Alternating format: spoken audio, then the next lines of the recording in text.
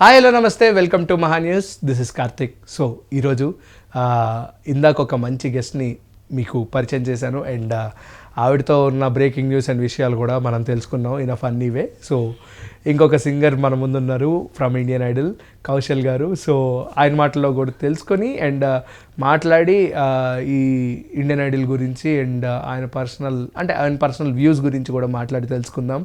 So let's get over. Hi hi ఎలా ఉన్నారు? బాగున్నా, మీరు ఎలా ఉన్నారు? ఫైన్. మీరు బాగా ఎగ్జైటింగ్ మూడ్లో కనిపిస్తున్నారు. బట్ ఓకే, అంటే ఎగ్జైటింగ్ అనకూడదు కానీ ఓకే, ఎవ్రీథింగ్ విల్ చెరిష్. అంటే ముందు ఇంకా మంచి ఉన్నాయి కాబట్టి మేబీ ఇక్కడ వరకు మీరు వచ్చారంటే ఇట్స్ అ హై థింగ్ అని చెప్పచ్చు. So me point of view ప్రకారం ఇండియన్ ఐడల్ గురించి ఏం చెప్తారు? అది నా డ్రీమ్ ప్లాట్ఫామ్, చాలా మంచి ప్లాట్ఫామ్ అండ్ చాలా ఎక్స్పోజర్ వచ్చే ప్లాట్ఫామ్. అంటే చాలా మంది జనాలు చూస్తారు. ఓకే, మీరు అన్నట్టు అక్కడ 12 వరకు రావడమే చాలా హ్యాపీ. అసలు వాళ్ళ ముందర పాడడం, ఆడిషన్స్లో వాళ్ళు మమ్మల్ని సెలెక్ట్ చేయడం చాలా హ్యాపీ. అండ్ యా మనం చేసిన తప్పులు అవ్వచ్చు, ఇంకా చాలా రీజన్స్ ఉంటాయి. సో హ్యాపీ, ఇప్పుడు కూడా హ్యాపీయే. ఇప్పుడు కూడా హ్యాపీ. అంటే ఇండియన్ ఐడల్ ఆ స్టేజ్ కానీ అదంతా, how is your experience actually?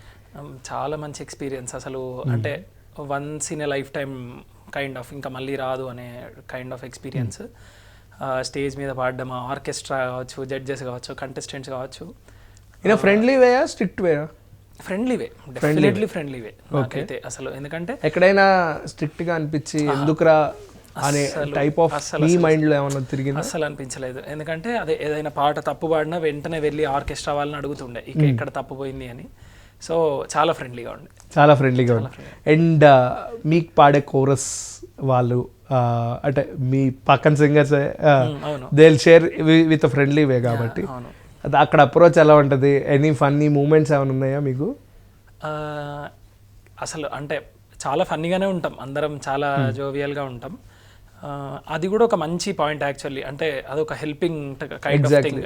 ఇప్పుడు మన పాటకి వాళ్ళు కోరస్ పాడడం కూడా కష్టం, అంత అస్సలు ఈజీ అయిన జాబ్. అంటే చాలా మంది ఆడియన్స్ కూడా చాలా గ్రేట్ కదా కోరస్ పాడడం. ఒక మనిషి రిప్రజెంటేటివ్గా పాడుతున్నప్పుడు వెనకాల నుంచి పాడడం అనేది కొంతమంది చాలా తక్కువగా తీసుకుంటారు దాన్ని. కానీ అలా అయినా ముందుకు వచ్చి మీ ఒక ఫ్రెండ్లీ వేతో వెళ్తున్నారు కాబట్టి, సో వాళ్ళందరికీ what's your opinion on them? అంటే ఫస్ట్ థింగ్ ఏంటంటే ఫస్ట్ వాళ్ళ పాట ఉంటుంది కదా, వాళ్ళ పాట ఉంటూ మళ్ళీ ఇంకో పాట కోరస్ పాడాలి అంటే కొంచెం టెన్షన్ ఉంటుంది. నా పాట ఎలా వస్తుంది? బట్ అవన్నీ పక్కన పెట్టి అసలు ఎంత అద్భుతంగా కోరస్ పాడారో నా పాటకు కానీ, మేము కూడా వేరే పాటలకి చాలా స్పోర్టివ్ అనిపిస్తుంది అలాంటివి చూసినప్పుడు. So happy. ఓకే, ఇప్పుడు నేను ఒక 4 పేర్లు చెప్తాను. వాళ్ళ పేర్లు వాళ్ళ గురించి 1 wordలో 1 liner డెడికేట్ చేయాలి. ఓకే, ఫస్ట్ గీతా మాధురి గారు. Sweetest 1 liner. Okay, 1 word done. 1 liner తర్వాత తీసుకుందాం. ఇప్పుడు నెక్స్ట్ వచ్చేది ఓకే, తమన్ గారు. ప్యూర్. కార్తిక్ గారు. జెన్యూన్. అంతసేపు ఆలోచించారు, ఇంకా వేరే బ్రేకింగ్ న్యూస్ వేసుకోమంటారు. ఓకే, హరిప్రియ గారు. డీసెంట్ అండ్ చూసి చెప్పండి కాస్త. ఎవరిని కాదు, అంటే ఇక్కడ ఉన్న సిచ్యువేషన్స్ ప్రకారం చూసి చెప్పుకోండి. Decent, sweet and my best friend. Okay, so ఇంకా ఫ్యూచర్లో కానీ వాట్స్ యువర్ మెయిన్, అంటే ఇండియన్ ఐడల్ మీకు ఎలా హెల్ప్ అవుతుంది అనుకుంటున్నారు? ఎక్స్పోజర్ వస్తుంది అనుకుంటున్నాను. అంటే బయటకు వెళ్తే జనాలు గుర్తుపట్టడం అండ్ ఒక సింగర్ ఉన్నాడు అంటే ఈవెన్ ఎవరికైనా రెఫర్ చేయడానికి ఇండియన్ ఐడల్లో చూసి ఈ అబ్బాయిని మనం ట్రై చేద్దామా అని అలా కూడా ఛాన్సెస్ రావచ్చు. సో ఎక్స్పోజర్ మనకి ఇంకా ముందుకెళ్ళడానికి ఖచ్చితంగా ఇది ఒక బ్రిడ్జ్ లాగా అని నేను ఫీల్ అవుతున్నాను. So she's a best friend. Okay, so మేము చూస్తున్నంత వరకు లేకపోతే అక్కడున్న ప్రెజెన్స్ అనేది ఎలా ఉంటుంది? ఏమన్నా విశేషాలు లైక్ ఏమన్నా థింగ్స్ ఏమైనా షేర్ చేసుకోగలుగుతారా మాతో అబౌట్ ఇండియన్ ఐడల్? ఫస్ట్ అంటే ఈ పాటలు కాంపిటీషన్ అంతా పక్కన పెడితే చాలా ఎంజాయ్ చేసాం. తమన్ గారు చాలా అసలు ఎంత ఎనర్జెటిక్గా ఉంటారు. మొత్తం సెట్ని ఆయన అంటే ఒక ఎనర్జీ ఇస్తారు సెట్కి. ఫుల్ నవ్వుతూనే ఉంటాం మేము పాట పాడేటప్పుడు కాకుండా మిగతా టైం అంతా మేము నవ్వుతూ ఎంజాయ్ చేస్తూనే ఉంటాం. శ్రీరామచంద్ర గారు కూడా పాజిటివ్ ఎనర్జీ, అసలు ఫుల్ ఆఫ్ ఎనర్జీ మాతో వచ్చి మాట్లాడతారు. బాగుంటుండే. అంటే వాళ్ళందరినీ మనం నేను అదే చెప్పా ఎలిమినేట్ అయిన తర్వాత మా ఫోన్ స్క్రీన్స్లో మనం చూస్తాం కదా, ఇప్పుడు నిజంగా నేనేనా కింద కార్తిక్ అని ఉంటుంది. సో ఏమైనా పాటలు చూసినప్పుడు కింద music by SS Thaman. So మనం ఫోన్లో వాళ్ళని చూసి వాళ్ళ ముందర వెళ్ళి పాడడం అనేది చాలా హ్యాపీ అనిపించింది నాకు. అంటే 100 మందిలో 1000 మందిలో మీరు ఒకళ్ళు అనే హ్యాపీనెస్ ఉంటుంది నాకు తెలుసు. సో ఎటువంటి ఇన్పుట్స్ కానీ ఏమన్నా ఇవ్వడం జరిగిందా ఫ్రమ్ శ్రీరామ్ చంద్ర గారు ఆర్ కార్తిక్ గారు ఆర్ తమన్ గారు? అంటే ఓవరాల్గా వాళ్ళ ఇన్పుట్స్ నుంచి నాకు అర్థమైంది ఏంటంటే నేను ఇంకా ఎక్కువ ప్రాక్టీస్ చేయాలి, ఇంకా ఇంకా ఇంకా చాలా ఎక్కువ ప్రాక్టీస్ చేయాలి.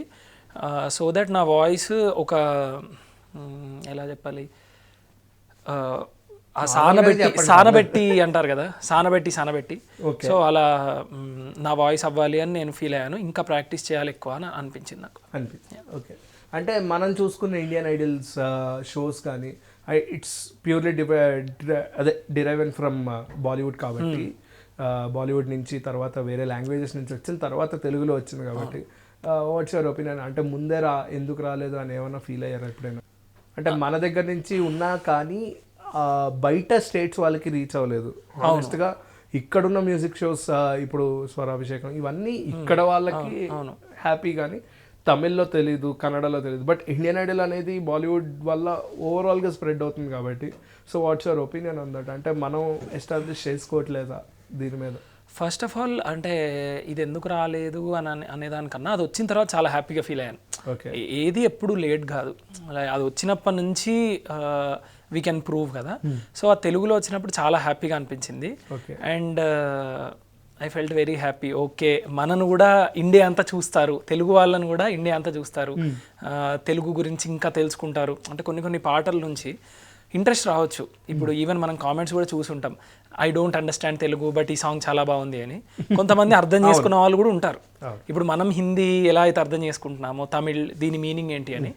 సో మన తెలుగుకి అలా నేషనల్ లెవెల్ ఎక్స్పోజర్ రావడం చాలా హ్యాపీ అనిపించింది. ఓకే, ఇప్పుడు కొంచెం బ్రేకింగ్ న్యూస్ పాయింట్స్ మీద వెళ్దాం మనం, ఎందుకంటే ఓకే నాకు కూడా కొన్ని పాయింట్స్ కావాలి కాబట్టి. ఓకే, సో ఇందాక అడిగినట్టు మిమ్మల్ని మీకు పేరప్ ఒక మంచి పెద్ద కాన్సర్ట్, అదే ఒక స్టేజ్ మీద you are singing with as a male lead and female version Sunitha garu and ఇటువైపు శ్రేయా ఘోషల్ గారు ఉంటే whom do you will pick? అసలు పెట్టాలండి తప్పదు, చాలా కష్టమైన క్వశ్చన్ ఇది. ఆన్సర్ చేయాలి తప్పదు. Pick only one. ఎలా పర్లేదు, ఏం కాదు. ఇద్దరు అసలు ఇప్పుడు సునీత గారు నేను పాడుతా తీయగల పాడాను.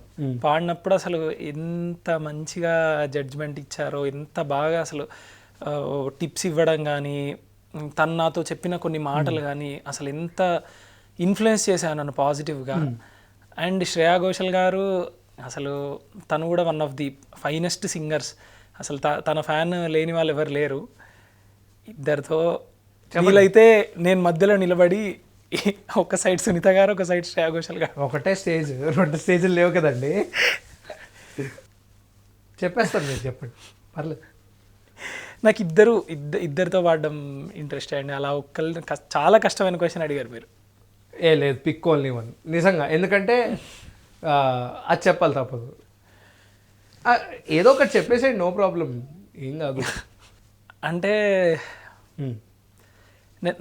నాతో చాలా జర్నీ చేశారు కాబట్టి, అంటే నేను చాలా దగ్గర నుంచి చూశాను కాబట్టి సునీత గారు no problem. Okay, breaking news. Sunitha గారితోనే పేరపై మేల్ వర్షన్ సాంగ్స్ పాడుతూ అంటున్నా కౌశల్ గారు. ఓకే ఓకే, పర్లేదు కదా. Okay, he's accepted this statement. Okay, no accept చేయలేదు, యాక్సెప్ట్ చేశారు ఇప్పుడే చెప్పారు కదా మీరు. ఓకే, ఎరకాటల్లో పెట్టాను కానీ ఇది ఎందుకో మీ మంచి కోసం. రేపు సునీత గారి ఇంటర్వ్యూ చేస్తూ బాగుంటుంది. ఓకే, సో ఫ్యూచర్లో మీకు ఎటువంటి ఐడియాస్ ఏమైనా ఉన్నాయా అబౌట్ ఇటువంటి type of Indian Idol shows ఏమైనా చేయాలని, ఆర్ ఎల్స్ సింగర్గానే కంటిన్యూ అయిపోతా అని? సింగర్గా కంటిన్యూ అయిపోతా, అవ్వడానికి ట్రై చేస్తా. అంటే ఒక జడ్జ్గా కూర్చోవాలని ఉందా, ఒక షో ఫార్మర్గా ఉండాలని ఏమైనా ఐడియాస్ ఉన్నాయి మీకు? అలా ఇప్పటివరకు అంత దూరం ఏం ఆలోచించలేదు. ఇప్పుడిప్పుడే నేను స్టార్ట్ చేశాను మ్యూజిక్ జర్నీ కాబట్టి అలాంటివి ఇప్పుడు ప్రస్తుతానికి అయితే ఏం లేవు. గోల్స్ అంటే షో అంటే కొంచెం ఏదైనా యూనిక్గా షో చేయాలని ఉంది. అంటే ఒక ఎలా అంటే ఒక కొత్త కంపోజర్, ఇప్పుడిప్పుడే వస్తున్న ఒక కంపోజర్, ఇప్పుడిప్పుడే వస్తున్న ఒక సింగర్, ఇప్పుడిప్పుడే వస్తున్న ఒక లిరిసిస్ట్, వీళ్ళ ముగ్గురిని తీసుకొని లిరిసిస్ట్కి ఒక సిచ్యువేషన్ చెప్పి పాట రాయమనాలి. ఆ పాటకి తగ్గట్టు మ్యూజిక్ కంపోజ్ చేయమనాలి. ఆ పాటకి తగ్గట్టు సింగర్ని పాడమనాలి. సో ఆ ముగ్గురి కాంబినేషన్లో ఒక సాంగ్ రిలీజ్ చేసి బయట రిలీజ్ చేయాలి. సో దట్ అంటే మ్యూజిక్ డైరెక్టర్గా లేదా? ఇప్పుడైతే అసలు లేదండి. నేను ఇంకా చాలా తెలుసుకోవాలి మ్యూజిక్లో. ఇంకా అది అంటే మీరు ఇంకా ఎక్స్ప్లోర్ చేయలేదా? ఇంకా బాగా ఎక్స్ప్లోర్ చేయాలి మ్యూజిక్ని. నేను చేసిన తర్వాత నాకు చాలా ఇష్టం మ్యూజిక్. దేనిలోనైనా మ్యూజిక్ ఉంటే అది నాకు ఇష్టమే.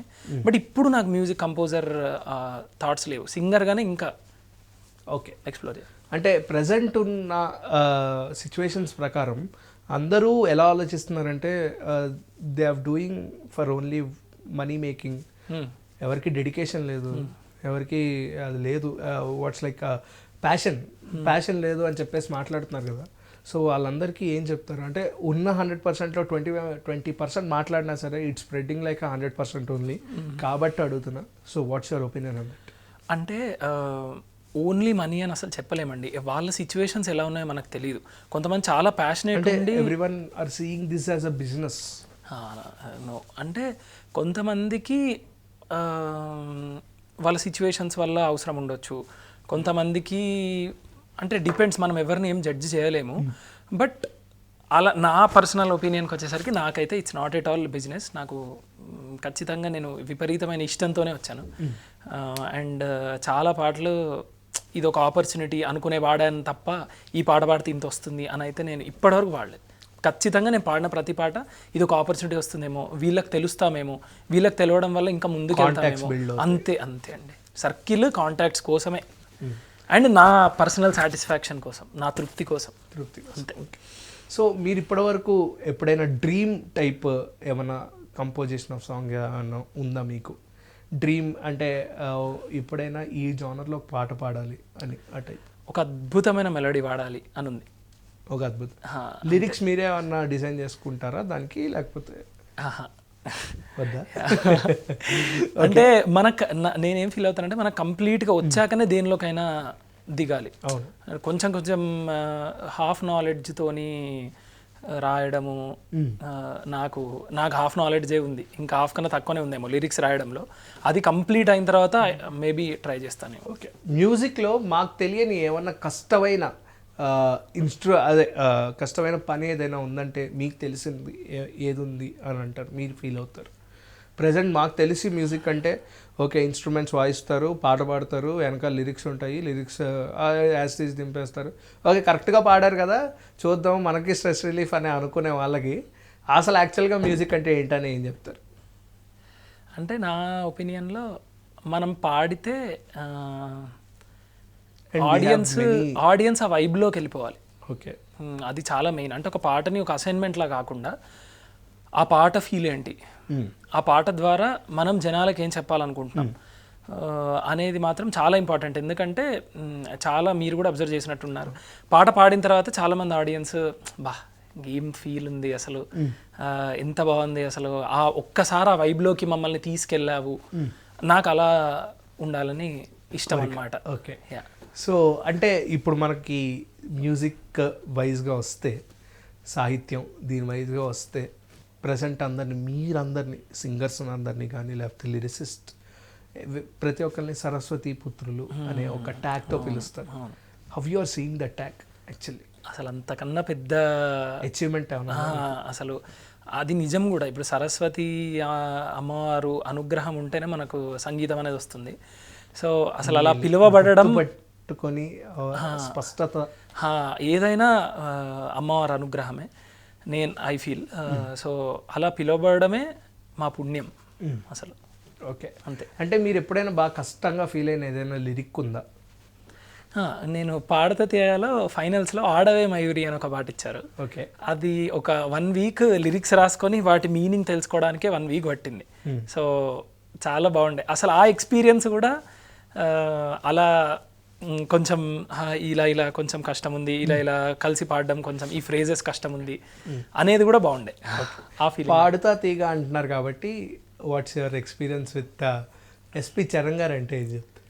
ఎస్పి చరణ్ గారు అసలు ఎంత మంచి వ్యక్తి అంటే, అసలు ఈవెన్ మేము పాడే ముందు కూడా ఆయన మా దగ్గరికి వచ్చి ఒక్కొక్కరి దగ్గర కూర్చొని మేము ఏదైనా టెన్షన్ పడితే మమ్మల్ని పర్సనల్గా పిలిచి ఏంటో ఒకసారి పాడు అని ఓకే బాగా వస్తుంది కదా, ఎందుకు టెన్షన్ పడుతున్నావు, ఇక్కడిక్కడ కొంచెం ఏదైనా మిస్టేక్, అలా అందరినీ పిలిచి అందరితో మాట్లాడడము, పాడిన తర్వాత కూడా మేము ఏదైనా టెన్షన్ పడ్డా ఆ టెన్షన్ మాతో తను షేర్ చేసుకోవడము, హ్యాపీనెస్ తను షేర్ చేసుకోవడము. అసలు he is one such best person, best human అంతే, best human being. Yeah correct. Okay. So mythology మీద ఏమైనా టచ్ ఉందా మీకు? అంటే కొంచెం చాలా ఇన్ఫ్లుయెన్స్ అయ్యారా మైథాలజికల్ వైజ్? అంటే ఇప్పుడు ప్రతి క్యారెక్టర్, ప్రతి మనిషి నుంచి మనం కొంచెం నేర్చుకోవచ్చు. అలానే ఇప్పుడు రాముడి దగ్గర నుంచి ఇప్పుడు కృష్ణుడు మనకు గీత, సరే అటే వెళ్ళాం కాబట్టి మహాభారతం గురించే మాట్లాడదాం. సో దానిలో కొంచెం నాకు నాలెడ్జ్ తక్కువే.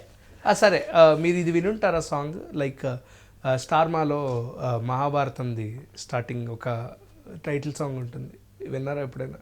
వినలేదు. ఓకే, అంటే ఆ టచ్ ఏమైనా ఉందా అని అందుకే అడిగాను. ఓకే, సో ఈ టైప్ ఆఫ్ మైథాలజీ అటువైపు వస్తే హౌ డు యూ ప్రిఫర్? ఏమన్నా కష్టంగా ఉంటాయి కదా కొన్ని సంస్కృత పదాలు కూడా వాడతారు కాబట్టి, సో వాట్స్ యువర్ పిక్? దాని మీద మీ ఒపీనియన్ ఏంటి? యాక్చువల్లీ నేను 6th క్లాస్ నుంచి వేదం నేర్చుకుంటున్నా. పూజలు చేయడం, గణపతి పూజలు, లక్ష్మీ పూజలు, రుద్రాభిషేకం, హోమం, అవన్నీ 6th క్లాస్ నుంచి మా మామయ్య నేర్పించారు. మహాభారతం టచ్ లేకపోవడం ఏంటండి మరి తెలిసి? అన్ఫార్చునేట్లీ, బట్ డెఫినెట్లీ నేను నేర్చుకుంటాను, అది కూడా నాకు చాలా ఇంట్రెస్ట్.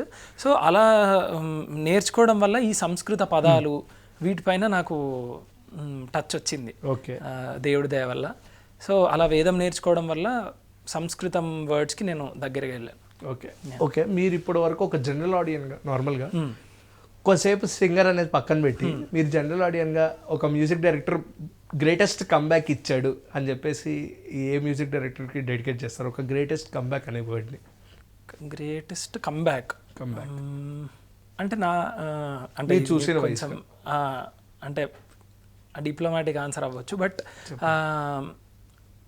వాళ్ళు, నేను ఎంత రెస్పెక్ట్ అంటే నాకు మ్యూజిక్ కంపోజర్ పైన, ఒక ఏ పాట అయినా అంటే అది కంబ్యాక్ కాదు, వాళ్ళ వర్క్, అది వాళ్ళ 100% ఎఫర్టే. సో నేను ఏది కంబ్యాక్ అని ఫెయిల్ అయ్యి తర్వాత క్లిక్ అయినా, అలా నాకు తెలిసి ప్రతి కంపోజర్ అలా వచ్చిన వాళ్ళే అని నేను అనుకుంటున్నాను. ఎందుకంటే ఏదో పేరు చెప్తా ఆపేసారు ఎవరు? పేరు నేనేం చెప్పలేదు, చెప్దాం అనుకుని ట్రై చేశారు. అంటే అదే చెప్తున్నాను, వాళ్ళు అంటే వాళ్ళ బ్యాక్ స్ట్రగుల్స్ మనకు అసలు తెలియదు. ఒక హిట్ సాంగ్ వెనుక వాళ్ళు ఎన్ని ట్రయల్స్ చేశారో మనకు తెలీదు. ఒక పాటని ఎన్నిసార్లు అంటే కొన్ని రిజెక్ట్ అయి ఉంటాయి, కొన్ని వెంటనే ఒప్పుకొని ఉంటారు. అసలు ఏ కంపోజరు ఏ పాట ఈజీగా రాదు వాళ్ళకి, చాలా కష్టపడి ఉంటారు వాళ్ళు, ఎంతో దాన్ని ఫీల్ అయ్యి. ఇప్పుడు మాకు తమన్ గారు ఇండియన్ ఐడల్లో చెప్పారు, ఈ పాట అసలు నేను మగువా ఉంది కదా తమన్ గారిది, అసలు ఆయన ఒక ట్రాన్స్లోకి వెళ్ళి అది నేను చేశాను ఆ పాట, అందరూ మన ప్రపంచంలో ఉన్న అందరి మదర్స్కి ఇది డెడికేట్ చేశాను. సో ఒక పాట అంత ఈజీగా రాదు. సో అంతే. ఓకే, సో మీకు ఇష్టమైన హీరోకి ఏదైనా సాంగ్ పాడాలనుకుంటే ఏ సాంగ్ పాడతారు? నాకు ఇష్టమైన హీరో ఎవరు? చిరంజీవి గారు. ఆయన అన్ని పాటలు ట్రై చేసి ఉంటారు కదా ఆల్రెడీ. చెప్పండి. నాకు అంటే నేను కాంపిటీషన్లో పాడాలి అనుకున్న చిరంజీవి గారి పాట చైలా చైలా చైలా చైలా నేను వెంటపడ్డ పిల్ల పేరు లైలా, హొయిలా హొయిలా హొయిలే హొయిలా నడక చూస్తే చిక్కు బుక్కు రైలా గులాబీ లాంటి ఇప్పు చూసి, ఈ పాట పాడదాం అనుకున్నాను. ఎందుకంటే ఈ పాటలో ఒక 3 to 4 ఎమోషన్స్ ఉన్నాయి. ఇప్పుడు లాస్ట్కి వెళ్తే ఓడిపోవడం తప్పు కాదురా, చచ్చిపోవడం తప్పు సోదరా ఒకటి ఉంది, తర్వాత కలలు అన్నీ, ఫస్ట్ లవ్, తర్వాత తన్ను చూసినాకనే డ్రింకింగ్ మానేసా. ఇది పాడదాం అనుకున్నాను, బట్ అన్ఫార్చునేట్లీ అవ్వలేదు. మళ్ళీ ఇంకో స్టేజ్ వస్తే హోప్ డెఫినెట్లీ, ఐ హోప్. అంటే ఇఫ్ నాట్ అంటే సీనియర్ యాక్టర్స్ కాకుండా ప్రజెంట్ ఉన్న టాలీవుడ్ యాక్టర్స్లో స్టార్స్లో? ప్రభాస్ గారి ఫ్యాన్ నేను. ఓకే. ప్రభాస్ గారి ఫ్యాన్. ప్రభాస్ గారు కూడా చాలా ఇష్టం. సో ఆయన పాటల్లో మీ ఫేవరెట్ ఏది? చాలా ఉన్నాయి. ఇంకా ఏదో ఇంకా ఏదో ఇదైపోదామే ఇష్టాలే తెలిసేందుకు, ఈ పాట చాలా ఇష్టం. ఓకే. మెల్లగా కరగని రెండు మనసుల దూరం, ఈ పాట కూడా చాలా ఇష్టం. ఓకే. సో ప్రభాస్ గారు ఫ్యాన్ అన్నారు కాబట్టి ప్రభాస్ గారు రీసెంట్ ఇంటర్వ్యూస్లో ఒక మాట అన్నారు, సిరివెన్నెల సీతారాం శాస్త్రి గారి ఈ లిరిక్స్ అంటే నాకు కళ్ళల్లోంచి నీళ్ళు వచ్చాయి, చక్రం సినిమా టైటిల్ సాంగ్, దాంట్లో ఏమన్నా లిరిక్స్ ఏమైనా గుర్తుంటే మాకోసం ఏమైనా పాడతారు? అంటే ఆయన చాలా ఎమోషనల్గా, సిరివెన్నెల గారంటేనే ఒక ఆయన ఒక దేవుడితో సమానం అసలు. ఎంత మంచి లిరిక్స్. ఇదిగా చక్రం గుర్తున్నాయి, బట్ నాకు పర్సనల్ ఒక టూ లిరిక్స్ గుర్తున్నా. అసలు ఇదే జగమంతా ఏకాకి జీవితం నాది, సంసార సాగరం నాది, సన్యాసం శూన్యం నాది. అసలు ఏం లైన్స్ అసలు అవి. అండ్ నాకు పర్సనల్గా నచ్చిందంటే నీ ప్రశ్నలు నీవే ఎవ్వరు బదులు ఇవ్వరుగా, ఆ పాటలో కొత్త బంగారు లోకంలో ప్రతి కుసుమం తనదే అనదే విరిసే కొమ్మైనా గుడికో జడకో సాగనంపక ఉంటుందా. అసలు ఆ లైన్ నాకు చాలా మర్చిపోతున్నారు, చాలా ఇష్టం. సీతమ్మ వాకిట్లో సినిమాలో చెట్లు బరువు అనుకుంటే బరువు సులువు అని కూడా ఇంకోటి 700 కోట్ల మందిలో ఎవరికి తెలియని వాళ్ళ లిస్టులో ఒకటిగా